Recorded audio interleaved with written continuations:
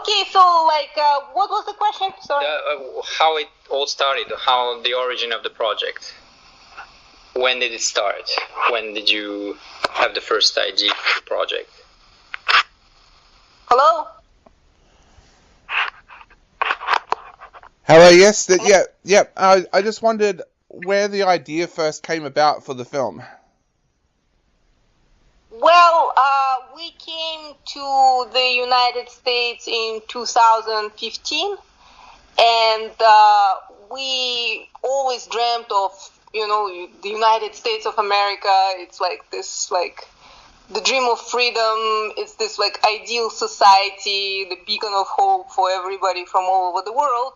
And we came here and we started working, and we saw America the way it was, and it all came against the background of what we saw in other countries where we lived, like Central America, East Asia. I was also working in Iraq, for some time with the United Nations. So we had our impressions from around the world, and then it all came together, in my head.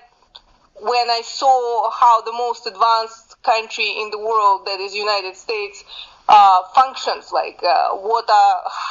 how it is to be an American, and what is the American zeitgeist at the moment, and I had hinges of where it could develop, and it would be very difficult for me to put it all in words or make a series where I would explain. It was just very complicated. For me, it's much easier to explain my thoughts and concepts through allegories, through images. And that's what I did. I wrote a script that is pretty allegorical, and then we decided to make it into a film. But of course, at the beginning, I don't know, maybe Igor can share his impressions of it, of the script and the whole idea.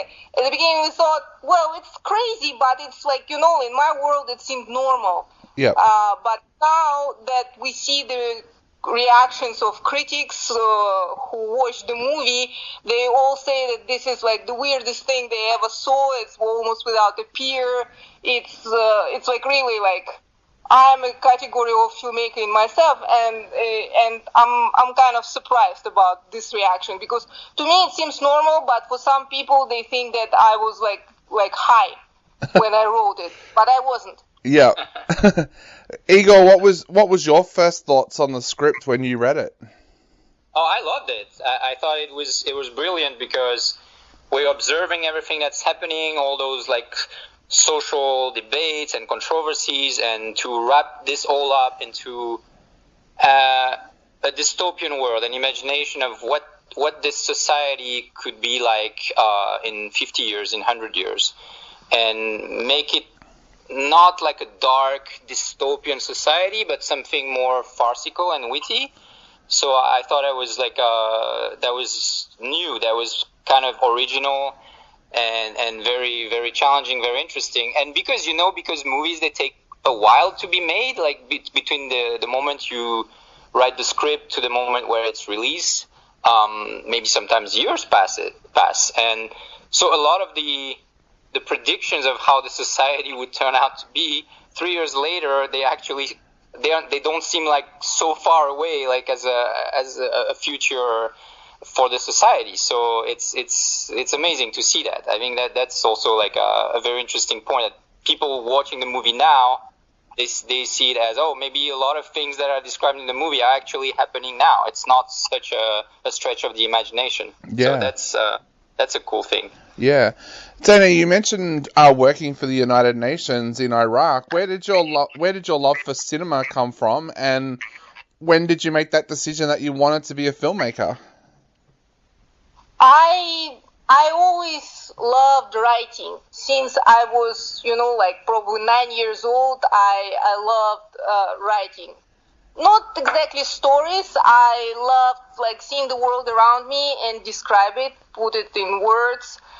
And but it was, like I was born in the Soviet Union and I was born in Kazakhstan, so it's the outskirts of the great Soviet Empire. Yeah. So for a Kazakh girl, a possibility to become a writer, and I was very ambitious since I was very young. Like I wanted to be a famous writer.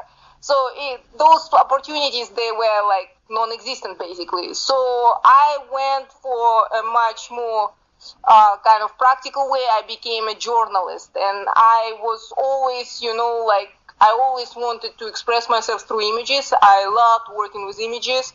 I was a TV journalist, TV editor, and I kept writing. And then in 2015, it all came into fruition because I was working with the United Nations in Costa Rica, and I chose to help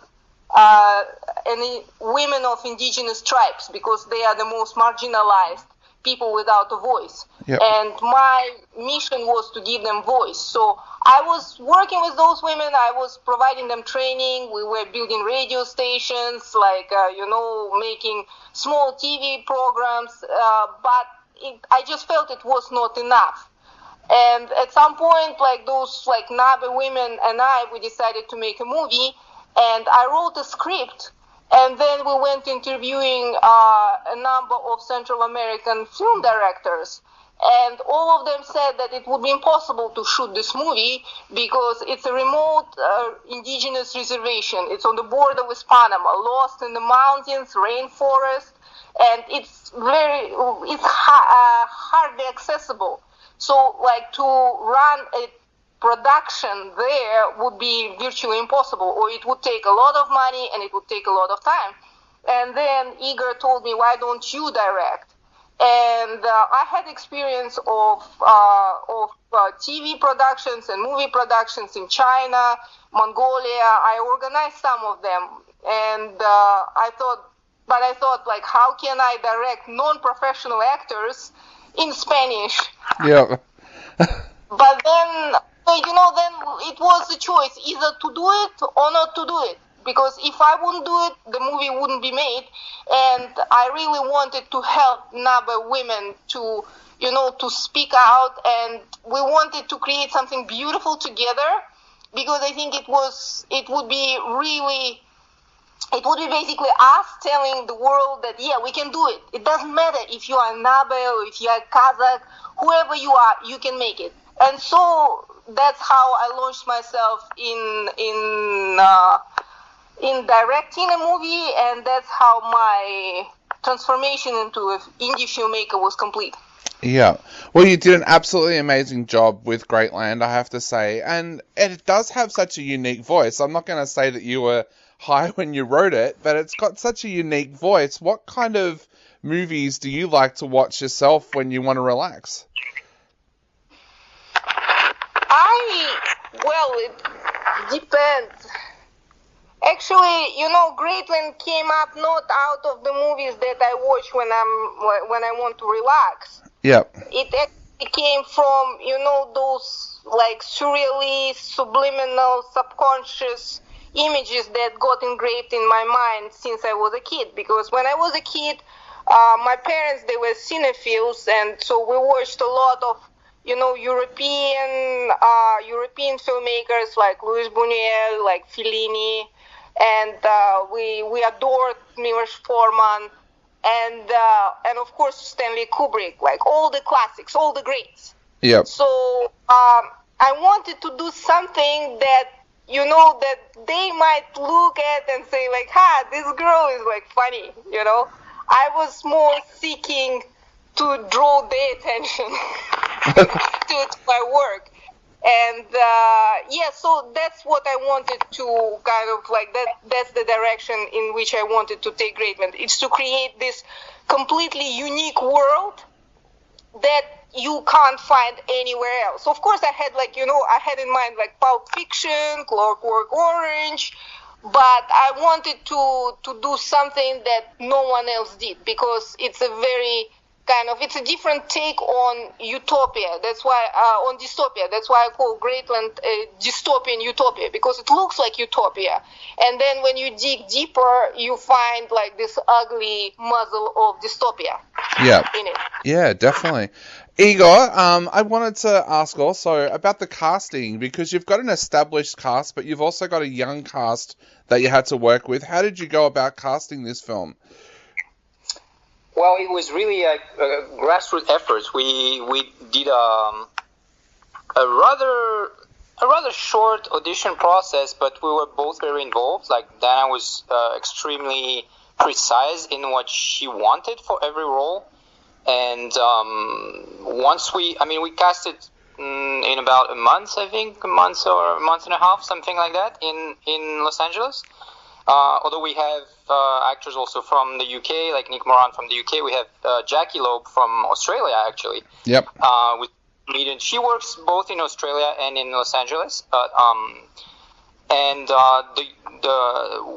The most important thing in the casting process was once we had cast the movie, we had very intense rehearsal period with every actor, so that they all came super prepared on set. And because Greatland has such a very particular voice, they are all evolving in this crazy world, crazy society with very strange rules, but they have to act it as if for them it's totally normal and completely their daily routine. So that was the challenge for them, and that's where rehearsals were super helpful. So because as being an indie film, we had to shoot also very, very quick. We didn't have a very many days to shoot the movie, so it has to work really fast once we were on set. So that was like part of the methodology that Dana had for the movie, was to rehearse it 100% rehearsed and coming to set already knowing what the movie is going to look like. Okay. And it's a very thorough process, fast but thorough. Even a dog and a cat. Yeah. We went with many candidates. They were, we didn't just take the first cat we found. No, like our cat, I was looking for Kim Kardashian of cats. And like York Doberman, it was Mitt Romney of dogs. Yep. So we pitted them against each other, and it played really well. So, even down to the cat and the dog, and even a rabbit. We have a rabbit in the movie. Yep. And that rabbit, I selected him among like many rabbits. I guess to finish up, is there anything you would like to say to our listeners before they get a chance to sit down and watch Greatland? Well, I would say